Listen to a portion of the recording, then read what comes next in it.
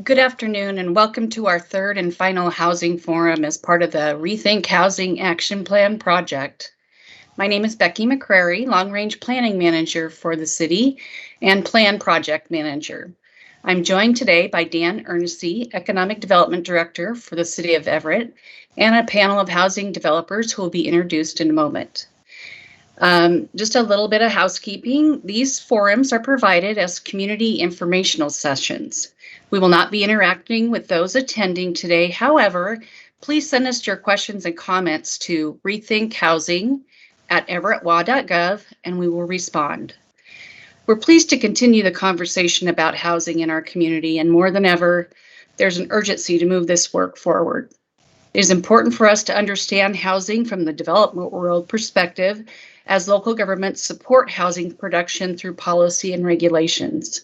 The City Council will be reviewing the Housing Committee's recommended plan on September 8th and are expected to take action on September 15th. So with that, let's get our forum started. Dan Ernestey? Thank you, Becky. It's great to be here, and I'm really privileged to have a great panel of developers to enjoy a conversation with.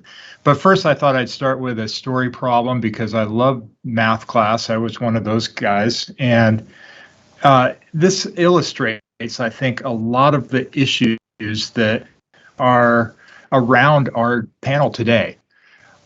In the last 10 years, census numbers just came out, and we grew at about 8.7% in Everett. Sorry, Dan. Go ahead. I do not see your PowerPoint. Is that the same for everybody? Yes. Yes.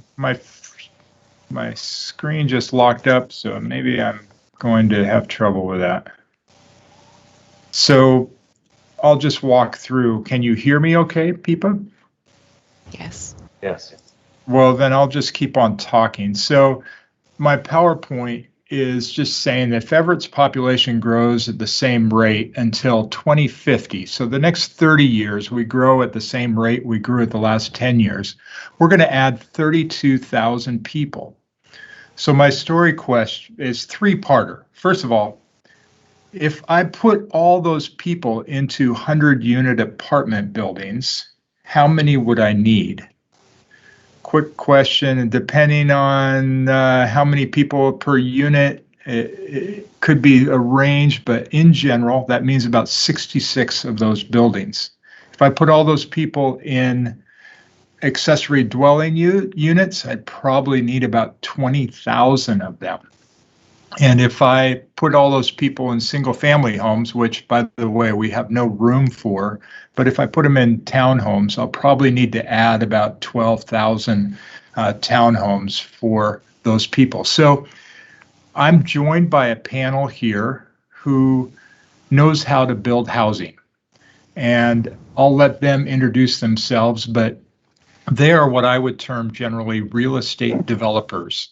And a quick Google search came up with this definition: entrepreneurs who oversee the development and redevelopment of properties. These people plan and control projects from start to finish, from the purchasing of land to the building of property. So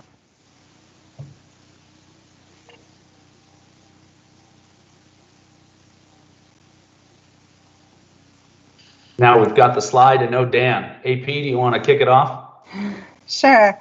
I think Dan's first question was going to be a little bit about ourselves and did we agree with that the definition of real estate developer fit us? And so I'll begin. I'm AP Hurd, and I have worked in real estate for the best part of 20 years, all of it in Seattle.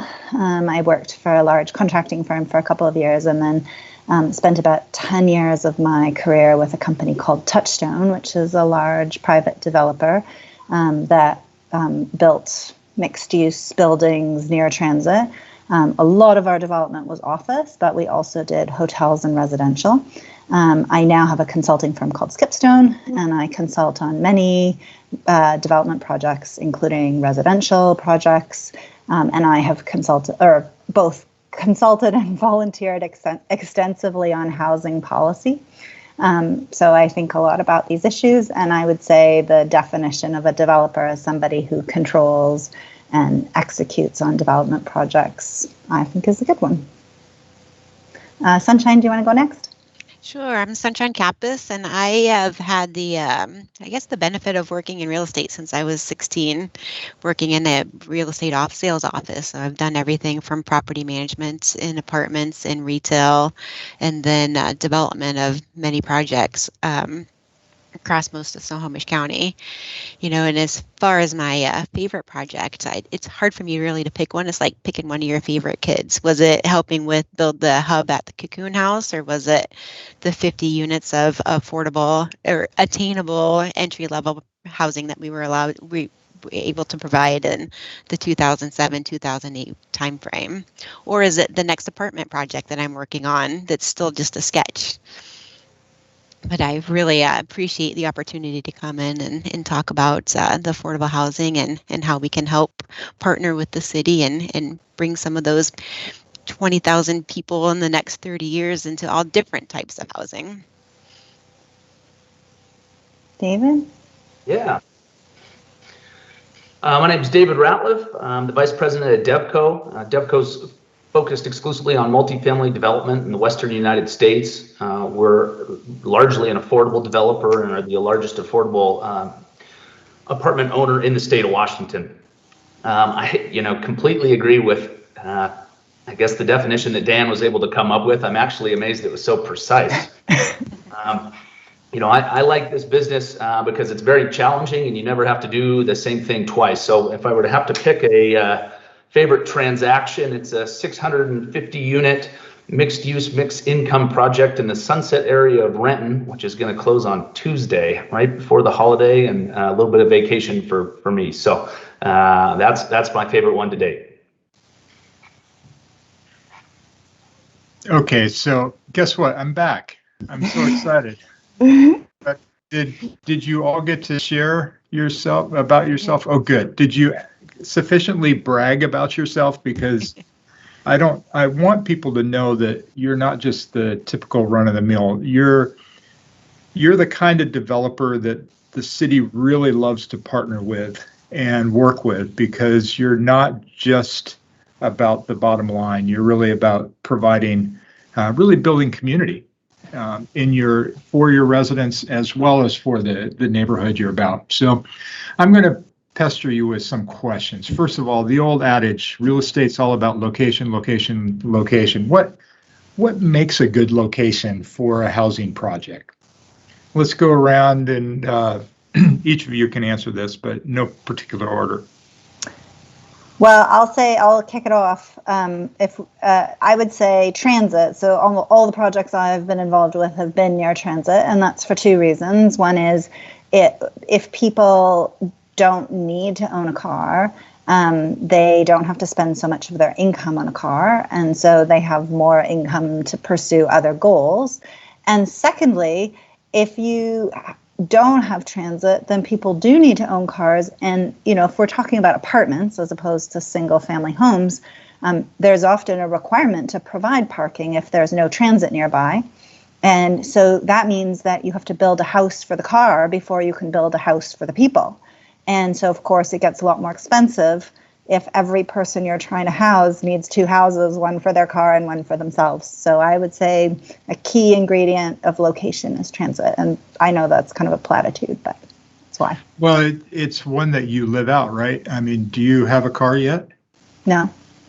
So I know I've was impressed by this. I mean, here you're a real estate developer, very regionally known, nationally known, actually, and internationally, because you're actually French Canadian, right?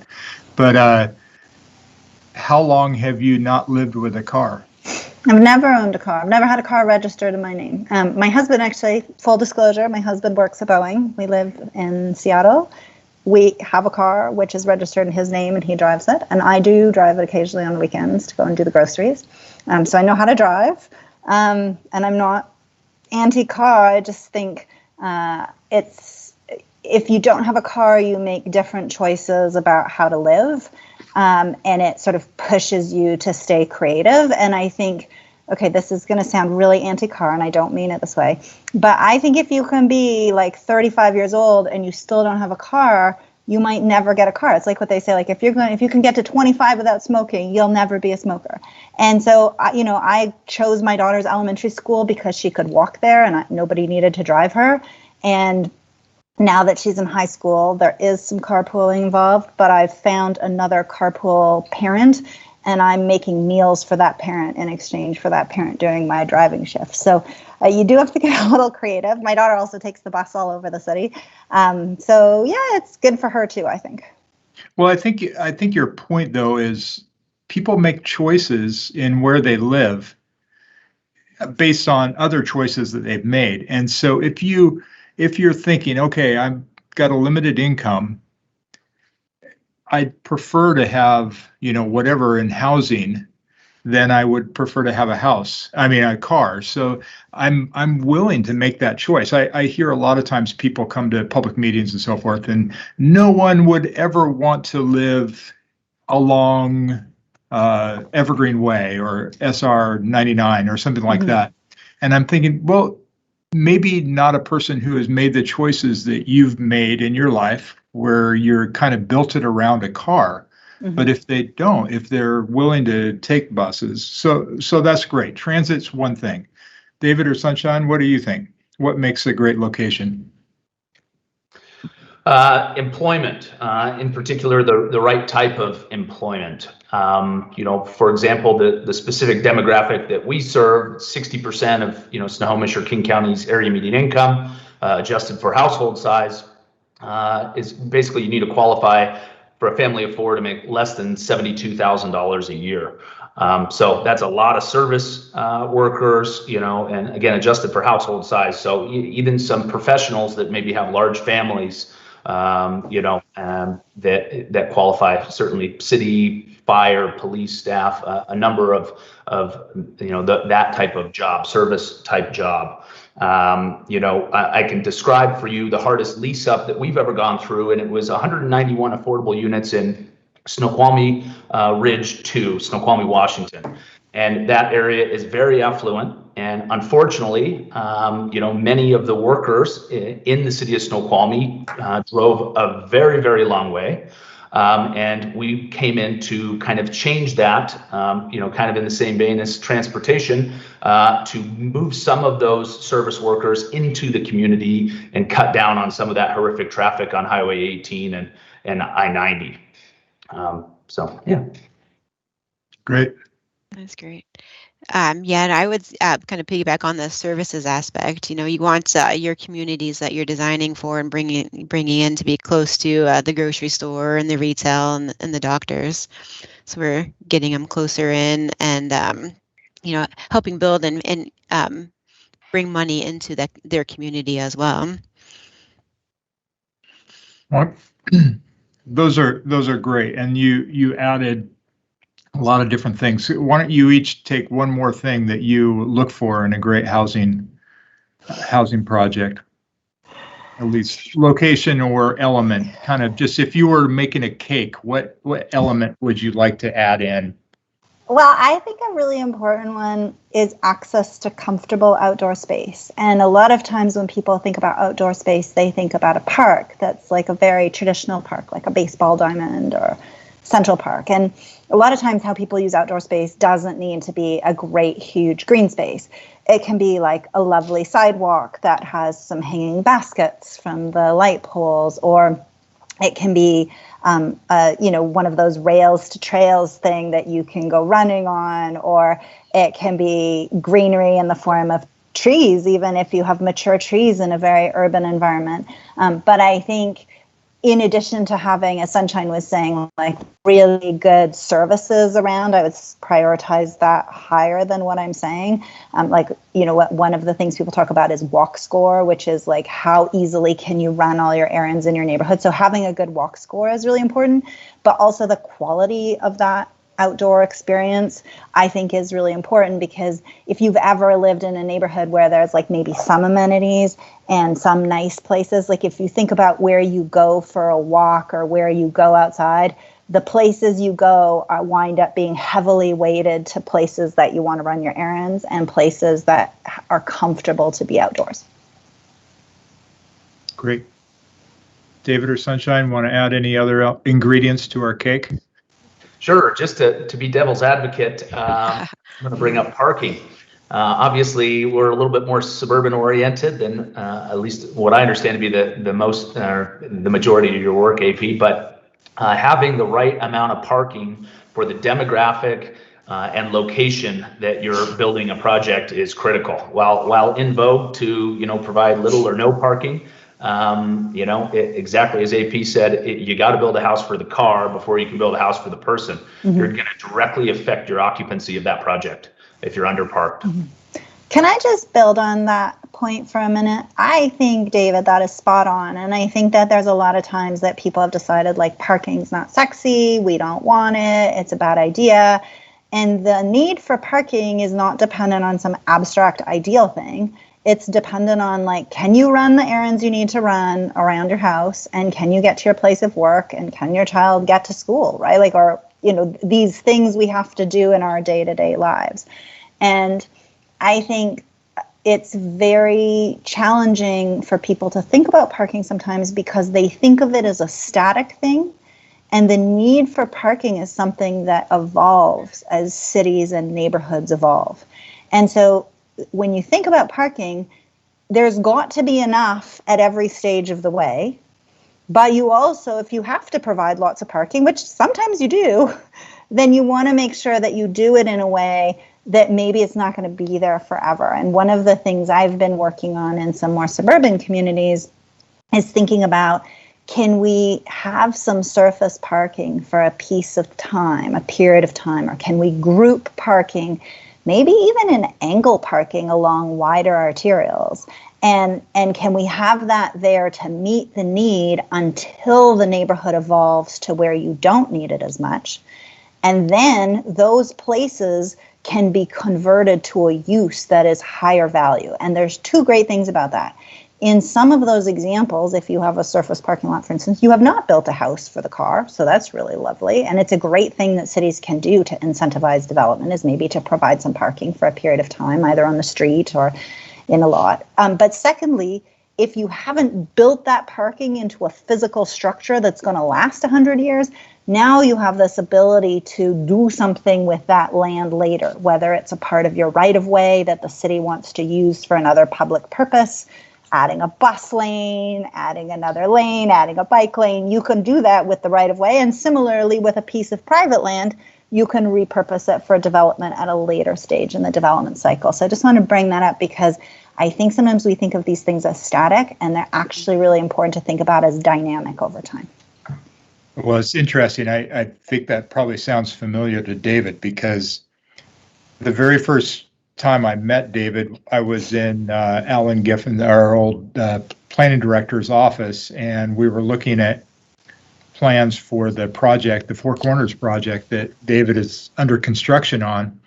And we knew from just talking to Sound Transit that part of that property might be a landing spot for a Sound Transit station. And the site plan at that time didn't take into account that. So David very wisely put a lot of the surface parking on that side of the site plan. And who knows what's going to happen in the future, but if less parking is needed at when Sound Transit comes through with Link Light Rail to Everett, he can make a decision whether to redevelop that site, or if Sound Transit needs it for a station, that just probably will reduce parking overall for him.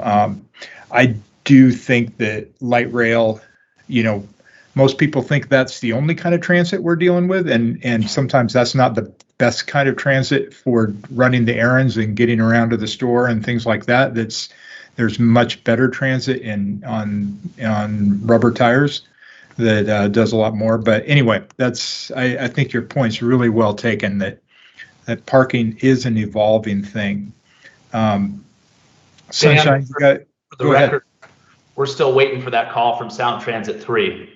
I think it's going to be. Honestly, We're talking to them right now, so you'll probably figure it out. It's a very complicated intersection.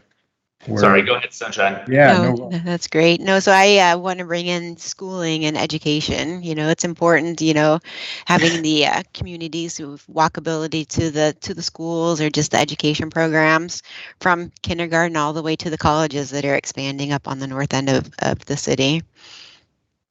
Yeah, great point. And that's usually when you talk to people about why they pick where they pick, if they have children that are school age, they will mention the schooling in their area, if not first, probably second. Right. So it's a very important component. So let's shift gears a little bit. David, you like you said, you have a lot of affordable product in the housing mix. Talk about affordability and give us definitions that we can use and for the rest of this conversation, but also just going forward, and help us to understand that world a little bit better. And Sunshine and AP, go ahead and put in your insight as well, because I know both of you have also built affordable housing. Yeah, well, Dan, thanks for the opportunity to remove some of the stigma around affordable housing. Generally, the industry kind of refers to two types. That's capital A affordable housing and lowercase a affordable housing. Lowercase a affordable housing is natural occurring housing that is attainable, to portions of the population. Examples of that are mobile home parks, older and maybe functionally obsolete, apartment buildings, and just generally things that may not be the highest and best use and therefore are more affordable. The big A or capital A affordable housing is typically referring to Section 42 of the Internal Revenue Code's bond and 4% tax credit program. What happens with that program, and that's what DevCo uses pretty much exclusively with its developments, is that in exchange for restricting the income and rent for its tenants, it receives a tax credit from the federal government, which it can then sell to financial institutions, which are required to purchase those credits because of the Community Reinvestment Act. The program is by far the most successful affordable housing program that the country's ever had. I hear somewhere between 15 and 25% of, historically of the country's apartment stock has been built using this program. And effectively, it provides an incentive to provide high quality housing at a discount to market rate rents, which allows people, functioning members of society who pass a background and a credit check, to keep a little bit of money in their pocket so that they can, pay for their children's sports teams or, anything that they choose to help uplift themselves in their world, education or otherwise. Any questions with that? A little bit to unpack. Is it the same to say, well, I'll throw out a couple of other terms: workforce housing, low-income housing. Those are two things I've heard people use. Where do you place those? Well, as the incomes continue to appreciate, what would typically be referred to as low-income housing is really becoming workforce housing. That's not to say that workforce housing doesn't also address what they call the missing middle, or 80 to 120% of area median income for a county. But that's, there isn't a program for that missing middle yet. The feds are considering it right now with their current legislation. So we'll see. But it does create kind of a gap between the tenants who qualify to live in tax credit property or the ones that can buy homes or nicer market rate apartments. So there is a gap forming there.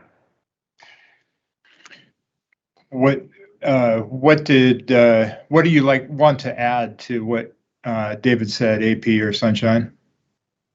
Well, I guess just to add a little bit to what David said, the reason that this, if you think about affordable housing as being people who are at 0 to 60% of AMI, then a long time ago, and still in some parts of the country, if you make 62% of median income, you can find lots of places to live. And in fact, you used to be able to most places in the country.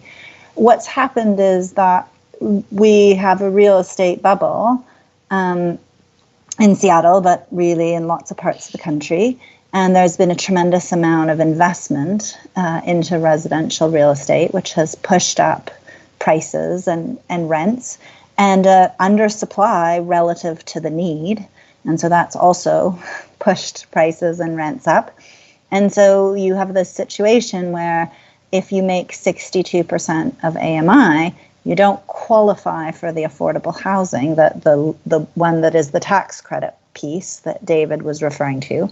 But as market rents go up, your choice of where else you can go diminishes. There's just not that much available that is unsubsidized, that is at 62%. In fact, even if you make 80% of median income, or 90% or 100% of median income, you, depending on where you work, you can have a very hard time finding a place to live that is near your place of work, that is a reasonable commute from your place of work. And so the reason that this missing middle thing or this workforce housing term has come to exist is because the set of things we subsidize has stayed the same. And to be fair, there are not enough subsidies to subsidize absolutely everybody. But at the same time, the way that the market produces is too expensive for some people. And that's not because developers are mean, I feel compelled to say. It is in part because of mismatches between supply and demand and investment trends. And particularly supply and demand in markets that have had tremendous immigration and a lot of limitations on development.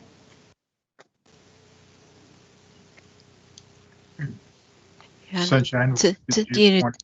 To follow on that, even to the affordability and the tax credit aside, it's hard for me to think how people can afford a $750,000 house, and that's affordable. So it's a different definition. Is it affordable or is it attainable? Because everybody in their different lifestyles can afford a different kind of product.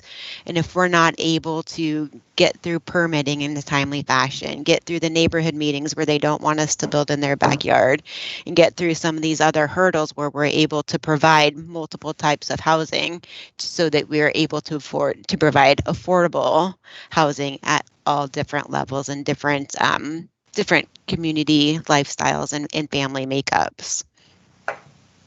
Well, you bring up our next point is on the other side, on the developer's perspective. I mean, you're talking about the consumers, the people that are using your product, mm-hmm. and the affordability from their side. Well, the solution obviously is for you guys to build stuff that you can rent or you can sell for cheap, right? So the problem is that it's not cheap to build housing. And I thought I'd do something, a fun little round robin, where I'm going to start with AP and go to David and Sunshine and just go around and around. A lot of people think real estate developers are risk takers. And in my opinion, the developers I know are about the least risk friendly people I know, because they're always counting costs and they're always considering, what it's going to take. And so I'm going to go around a circle and you just name one of the big cost areas that you have to factor in for every development you do. So AP, go first and just don't elaborate on it too much, but just tell us enough so we know what you're talking about. Well, there's the cost of construction. That's the biggest chunk of cost in the development equation. But Dan, we have to come back to this thing about developers aren't risk takers, because I don't agree with that at all. Okay. I will come back, I promise. So next cost of construction, that's everything from concrete to wood to the labor to build it, and the air, the vents, the windows, the whole kit and caboodle. David? Oops, I think you're muted. Oop. A portion of the construction, cost that people don't often relate directly to development is right-of-way development and utility infrastructure development. Particularly in the suburbs, it's, some of those costs are significant. I think the longest sewer bore we've made is about 800 feet, and it was at a depth of 30 feet. So, you're talking about throwing $3.5 or $4 million of cost on a project that, if they didn't have that requirement and the infrastructure was already there, it wouldn't be incurred. But you have to have the poop run downhill, so that's important. So Public Works is telling me, Yep. Sunshine? That's great. And follow up on the infrastructure conversation. When codes update and we need to provide a larger vault to detain the stormwater because down the stream there's not enough that was historically built in the past projects. That number one adds to the cost of our project to build a bigger vault, but it also decreases sometimes the amount of density that we can provide because you can't build houses on top of them. Yeah, I think that's really, that's working in the city now, I realize how many houses we built with very little ask, that the negative impact that they have on the rest of the community is taken into account. Now developers are generally being asked, if you make an impact on your community, you're going to have to pay for whether it's traffic, whether it's for the parks, whether it's for the schools, whether it's for the stormwater, whether it's for the extending the sewer, you're going to have to pay for all of that. Guess what? A lot of neighborhoods were not built with those factors in mind. And that was one of the reasons why we were able to build relatively inexpensive. Yeah. I think we're often paying for the sins of past things. And so the new people who are struggling to find a place to live in our region, and you can think about them as immigrants because many of them are immigrating from other parts of the country. Those are the new people who are having to pay for the past sins. And, Stormwater Sunshine is a great example. I'm working on a project where it was a parking lot. It's in a very urban area with a lot of transit. There's no parking in the project, and we're taking a fully paved lot.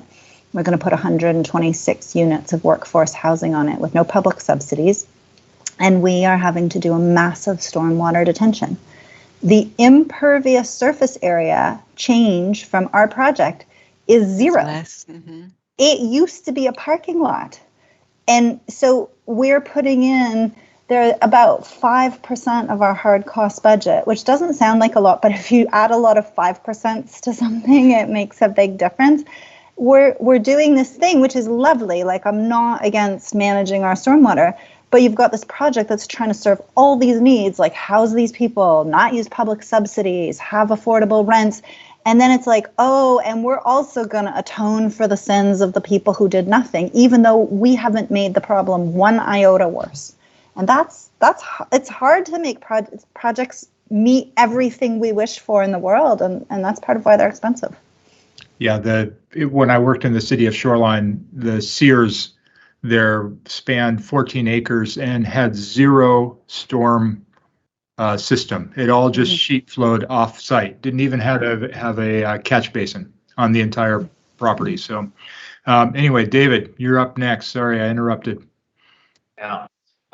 No worries. Well, AP, now I know why you're in Canada. You're hiding from the neighbors around the development.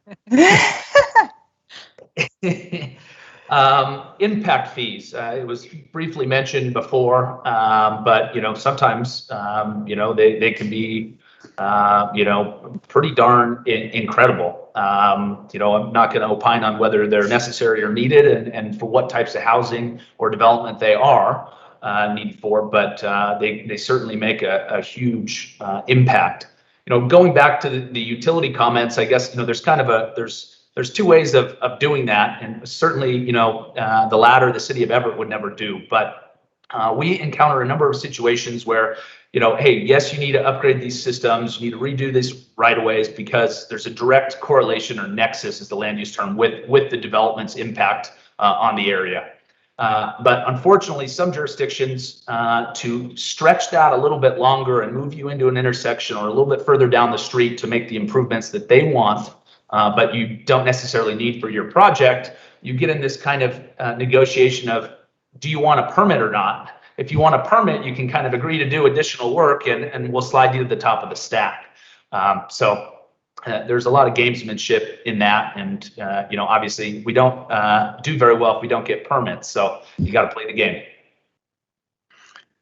Sunshine, we'll have you be the last one. There's lots more costs we could talk about, but do you have another one for us? What else do I have?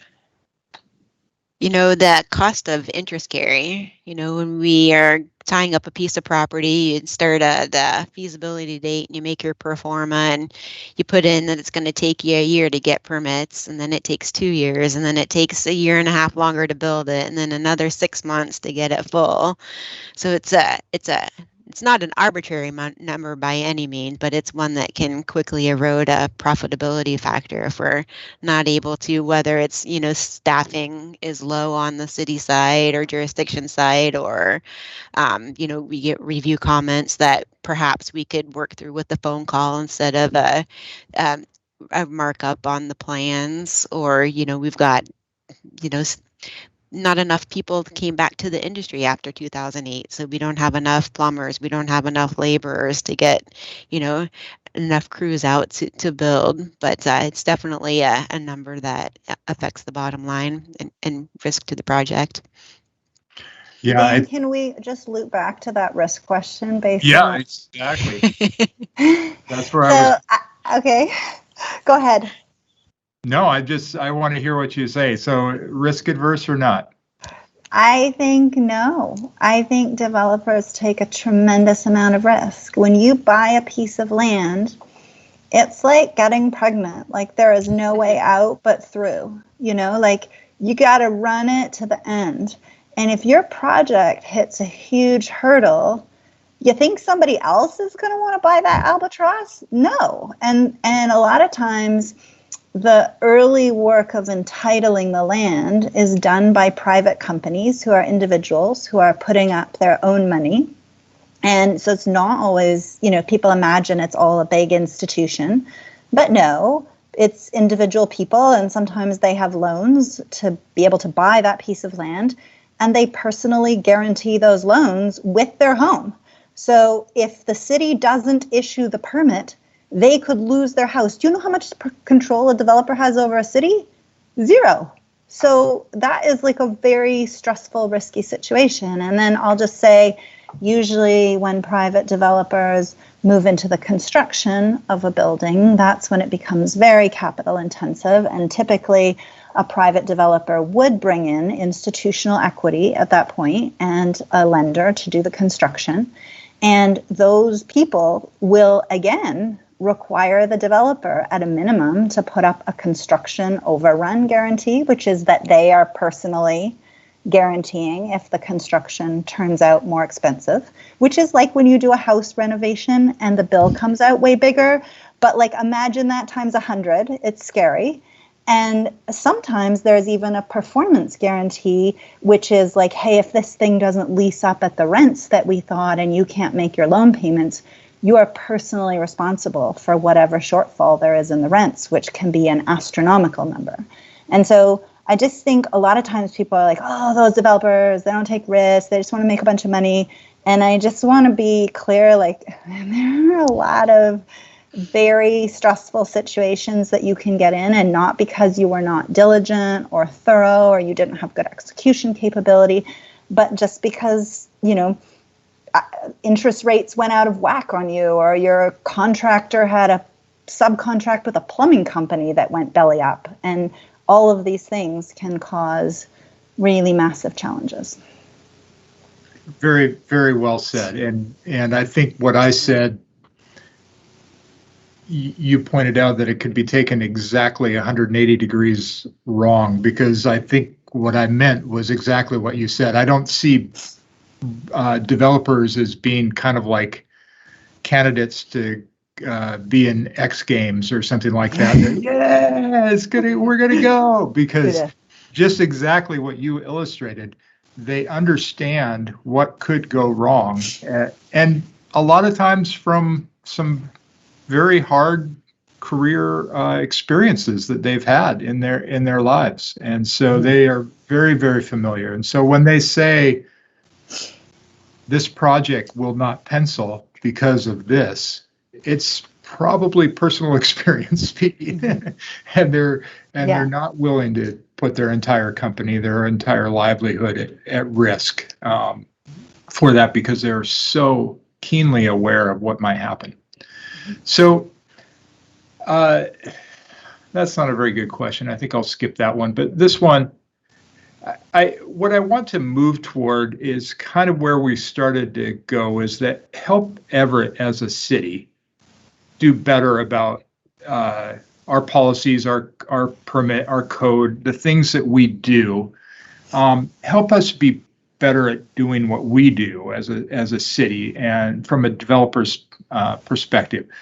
One thing that is a high value to us, and obviously this is something that has had a real swell of interest, but we want to provide housing that's really diverse and inclusive of a lot of different members of our population who have been historically not able to attain housing in the same way, haven't been able to create wealth by buying and things like that. What are the things we can do to do that better, and what needs to, what have you done that has worked, and what needs to change to make things better?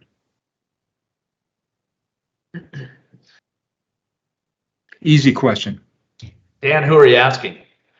I'm sorry, I didn't say. Just whoever has an opinion, let's just go open. Okay. Well, I could start. We can't ask you to do things that you don't have control over. So that's kind of the start, right? You can ask for anything from anyone, but whether they can give it to you or not is a different question. I think Sunshine, hit it right on the head. The speed in which you can respond to comments and process permitting is the biggest value that you can add as a jurisdiction. To second that, managing expectations and sticking to them, what those deadlines are on when those comments will come out so that we can plan around them is incredibly critical, as well as some of those informal, conversations. Instead of going a whole nother round of approval, hey, if you fix this, we'll give you a conditional approval. That's incredibly helpful. I'll say one thing that is something that I would like to see cities work on, but it's not totally in your control. So I'm going to caveat it with that.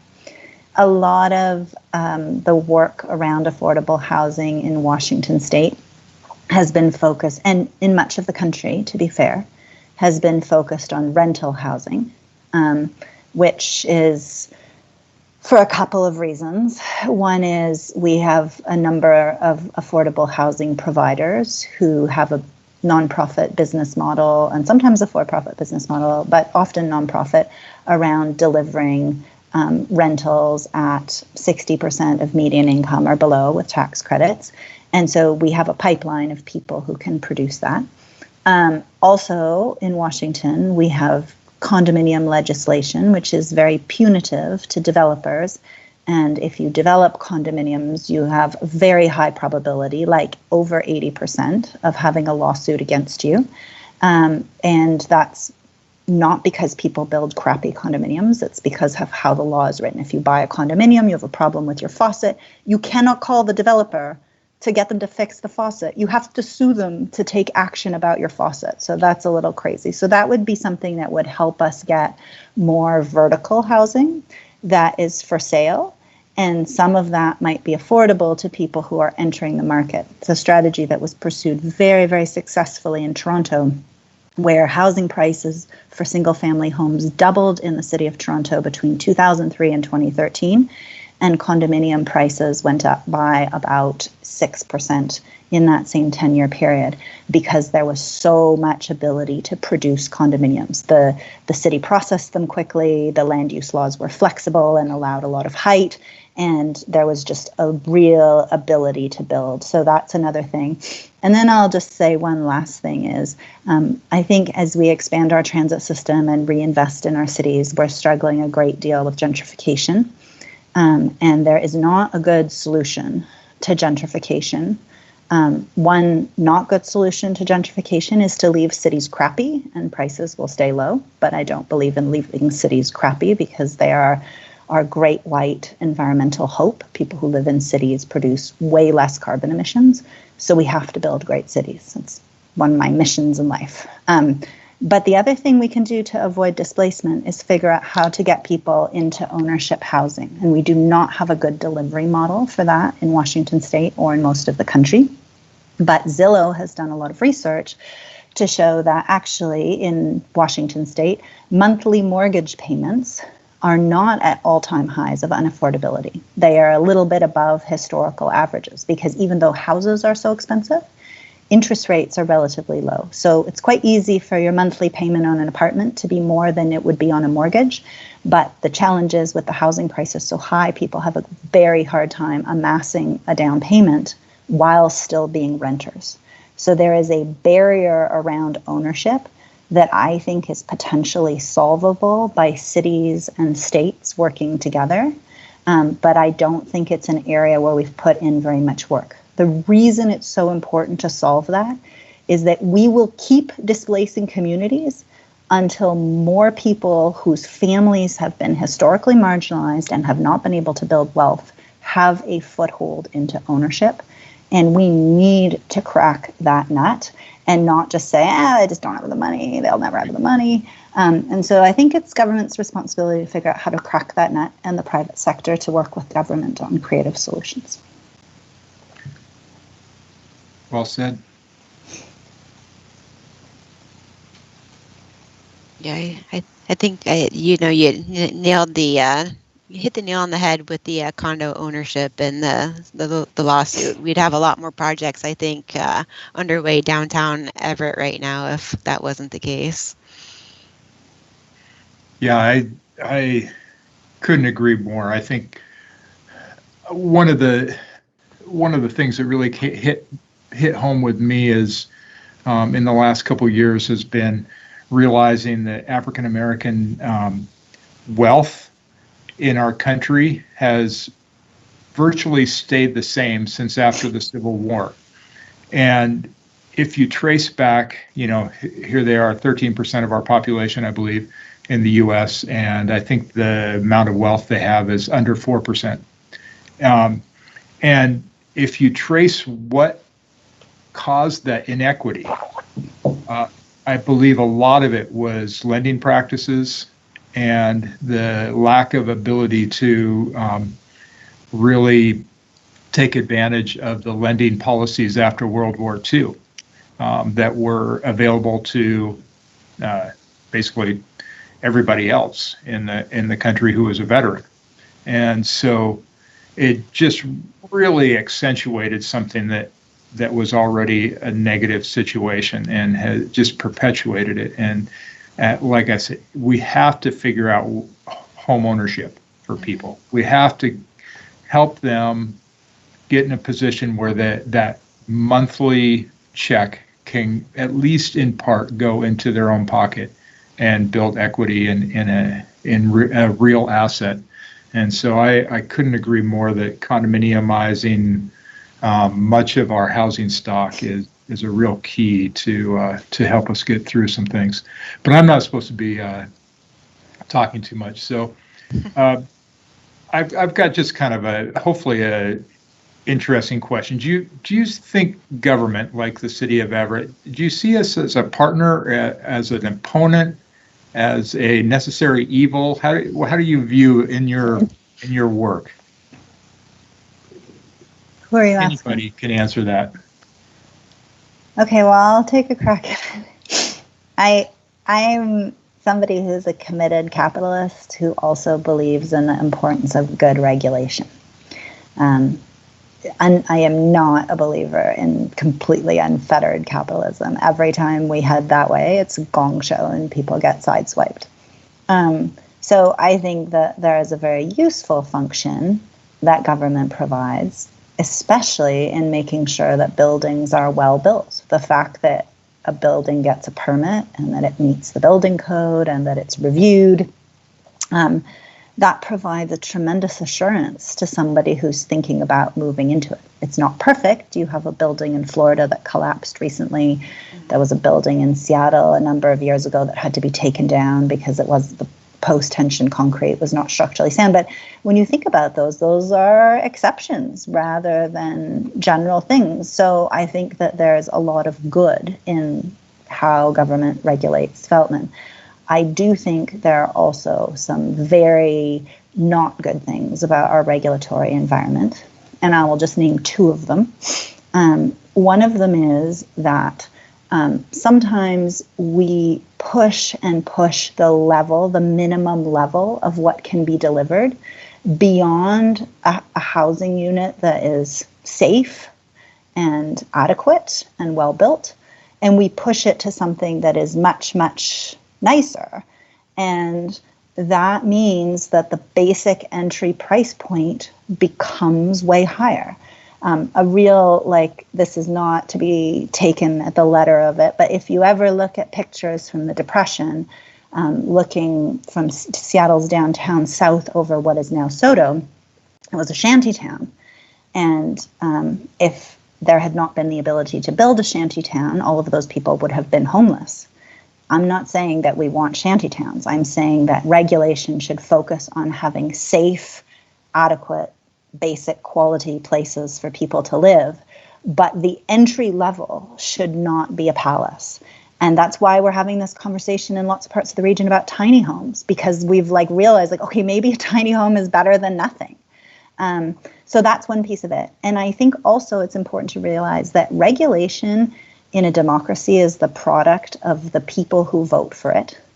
And because we have deep biases in the United States and we like to keep people out who are not like us, our regulation reflects those biases. So Dan, you talked a little bit about lending practices a few minutes ago, but our regulation is rife with biases. And one really great example of how bias embeds regulation is that I've done research on this with energy modelers. In the city of Seattle, the energy code for an apartment is 5 times more stringent per capita than the energy code for a single family home. 5 times more stringent per person housed. And who has a lot of money and owns their housing unit? People in single family homes. Who doesn't have a lot of money and is struggling to hang on? Sometimes people in apartments. Right. And so that's not accidental. People wanted it. The people wanted lower income people who live in apartments to bear the burden of our environmental mess. And I'm not saying that, we shouldn't have energy efficient buildings. I've written a book about energy efficient cities. But the fact that people who are trying to get into housing are the people bearing the burden for that, and the people who own their single family homes, which by the way turn out to be worth more and more every year. So they also have wealth growth compounding all the time, that they don't have to do that. That seems like a real example of something that sounds virtuous, that's just perpetuating a really ugly human thing. Yeah, well, really well. I mean, it just makes sense too. I mean, if you stack a bunch of houses on top of each other, they're going to keep each other warm and or cool. And if you put one all by itself, it's hard to heat. And so, but yeah, the International Building Code, the Energy Code, all these things have just continued to, maybe rightfully, maybe wrongfully, but continued to escalate the level of construction, windows and doors, all these things. Anyway, we're getting close to the end of our time, and I want Sunshine and David to also get a chance to answer this last question. Well, I can kind of piggyback on the energy code updates. We just recently experienced the additional requirements February 1st for the 2018 energy code and building code updates that went into effect. And so I haven't kicked off on a project yet this year because we were vested to the old ones, but we're talking, $5,000 to $10,000 a house when we were already super energy efficient. So it's almost like you're adding legislation to kind of, just add the legislation. It's like, okay, we've got another 2% but let's look at retrofitting and giving incentives to some of the older houses that are the ones that aren't up to date, and you're losing the energy through the windows. Let's not keep punishing new construction when we already have so many challenges in trying to build an affordable product to deliver to the market. You're making me feel guilty in my 1914 house. It's probably just like oozing every day. And you probably don't have fire sprinklers either, right? Absolutely not. Dan, go back, to your original question. We certainly view our relationship with the jurisdiction as a partnership.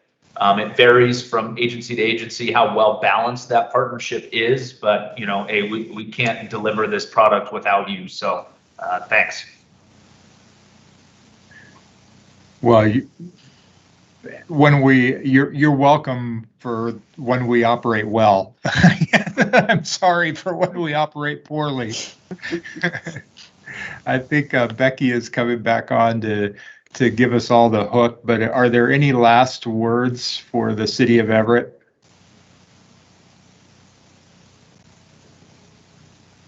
Appreciate the opportunity to be part of the conversation.